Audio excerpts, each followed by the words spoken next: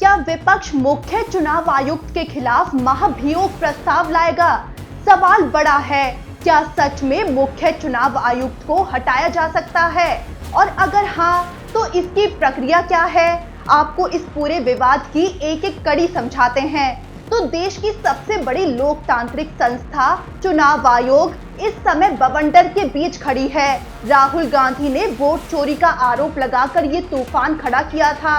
संसद से लेकर बाहर तक वोट चोर गद्दी छोड़ के नारे गूंज रहे हैं और अब विपक्ष सोच रहा है कि मुख्य चुनाव आयुक्त ज्ञानेश कुमार के खिलाफ महाभियोग प्रस्ताव लाया जाए। दरअसल राहुल गांधी के दावों और विपक्ष के लगातार आरोपों के बाद चुनाव आयोग ने प्रेस कॉन्फ्रेंस की, जिसमें मुख्य चुनाव आयुक्त ज्ञानेश कुमार ने वोट चोरी और चुनावी धांधली के आरोपों को सरासर खारिज कर दिया। इसके बाद मल्लिकार्जुन खड़गे के दफ्तर में इंडिया गठबंधन की बैठक हुई, जिसमें मुख्य चुनाव आयुक्त को हटाने के लिए चर्चा की गई। लेकिन आपको बता दें, ये इतना आसान नहीं है। चलिए पूरी प्रक्रिया आपको समझाते हैं कि क्या मुख्य चुनाव आयुक्त को हटाया जा सकता है।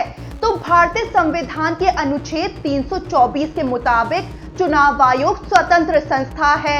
मुख्य चुनाव आयुक्त को हटाने की प्रक्रिया सुप्रीम कोर्ट के जज जैसी ही है, यानी सिर्फ महाभियोग प्रस्ताव से ही उन्हें हटाया जा सकता है। अब महाभियोग की प्रक्रिया क्या है? तो लोकसभा या राज्यसभा में प्रस्ताव लाया जा सकता है। सदन में मौजूद और मतदान करने वाले सांसदों के 2/3 बहुमत से प्रस्ताव पास होना चाहिए। फिर दूसरा सदन भी 2/3 बहुमत से प्रस्ताव पारित करेगा। दोनों सदनों से पास होने के बाद ही राष्ट्रपति आदेश जारी कर सकते हैं। अब इंडिया गठबंधन के सामने कठिनाई क्या है? मौजूदा संख्या बल में विपक्ष के लिए दोनों सदनों में 2/3 बहुमत जुटाना लगभग नामुमकिन है।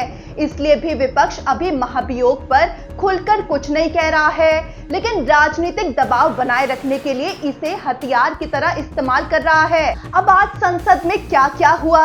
तो विपक्षी सांसदों ने लोकसभा में नारे लगाए, वोट चोर गद्दी छोड़ और वी वांट जस्टिस। इतना हंगामा हुआ कि लोकसभा बार बार स्थगित करनी पड़ी।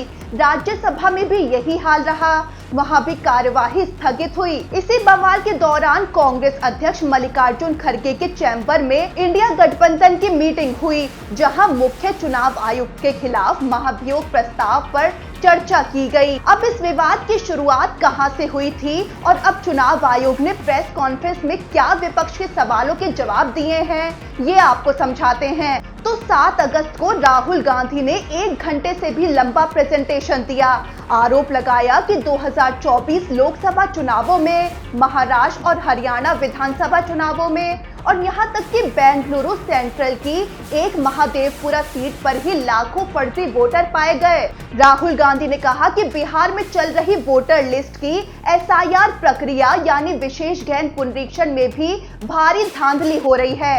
इसके बाद विपक्ष ने न सिर्फ चुनाव आयोग बल्कि केंद्र सरकार पर भी निशाना साधा। मोदी सरकार और चुनाव आयोग की मिलीभगत के आरोप लगाए। संसद के अंदर और बाहर दोनों जगह अब हंगामा मचा हुआ है। इसके बाद बिहार में राहुल गांधी की वोट अधिकार यात्रा का ऐलान हुआ, तो चुनाव आयोग ने भी प्रेस कॉन्फ्रेंस का ऐलान कर दिया। दबाव बढ़ने पर मुख्य चुनाव आयुक्त ज्ञानेश कुमार ने दिल्ली में प्रेस कॉन्फ्रेंस की। इस दौरान उन्होंने राहुल गांधी के आरोपों को बेबुनियाद और गैर जिम्मेदाराना कहा। ज्ञानेश कुमार बोले कि अगर राहुल गांधी के पास सबूत हैं तो हलफनामा दाखिल करे, नहीं तो देश से माफी मांगे। 7 दिन में हलफनामा नहीं आया तो हम मान लेंगे कि ये आरोप झूठे हैं। तो चुनाव आयोग ने कुल मिलाकर क्या क्या कहा, आपको बताते हैं। चुनाव आयोग का कहना है कि महाराष्ट्र में जब ड्राफ्ट लिस्ट निकली थी तो आपत्ति क्यों दर्ज नहीं कराई गई, सिर्फ नतीजों के बाद धांधली की बात क्यों आई। दूसरा, बिहार में 2003 में भी SIR हुआ था और तब भी सफलतापूर्वक हुआ था। इस बार भी प्रक्रिया सही तरीके से हो रही है। तीसरा, लगभग 3 लाख मतदाताओं की वोटर ID नंबर मिलती जुलती थी, इसीलिए उनमें बदलाव किया गया। चौथा, चुनाव आयोग किसी के कहने पर नाम नहीं काट सकता। और 5वीं बड़ी बात कही कि मशीन रीडेबल वोटर लिस्ट पर सुप्रीम कोर्ट कह चुका है कि इससे निजता का उल्लंघन हो सकता है। लेकिन चुनाव आयोग की इस प्रेस कॉन्फ्रेंस के बाद विपक्ष ने फिर पलटवार कर दिया। कांग्रेस के पवन खेड़ा ने कहा कि ज्ञानेश कुमार हमारे सवालों का जवाब देने के बजाय बीजेपी प्रवक्ता की तरह बोलते दिखे। जयराम रमेश ने पूछा कि क्या चुनाव आयोग सुप्रीम कोर्ट के 14 अगस्त 2025 के आदेशों को बिहार की एसआईआर प्रक्रिया में लागू करेगा या नहीं, यही असली सवाल है। तो कुल मिलाकर मुख्य चुनाव आयुक्त ज्ञानेश कुमार ने 178 दिन बाद प्रेस कॉन्फ्रेंस की, लेकिन विपक्ष के सवालों के सीधे जवाब नहीं दिए। वो संवैधानिक संस्था के मुखिया से ज्यादा विपक्ष के राजनीतिक प्रतिद्वंदी की तरह दिखे। चुनाव आयोग अपनी गलतियां मानने को तैयार नहीं है। वोटर लिस्ट में मृतक लोग जिंदा पाए गए, लेकिन आयोग जिम्मेदारी मतदाताओं पर ही डाल रहा है। पूरा मंत्रिमंडल और बीजेपी चुनाव आयोग के साथ खड़ा है।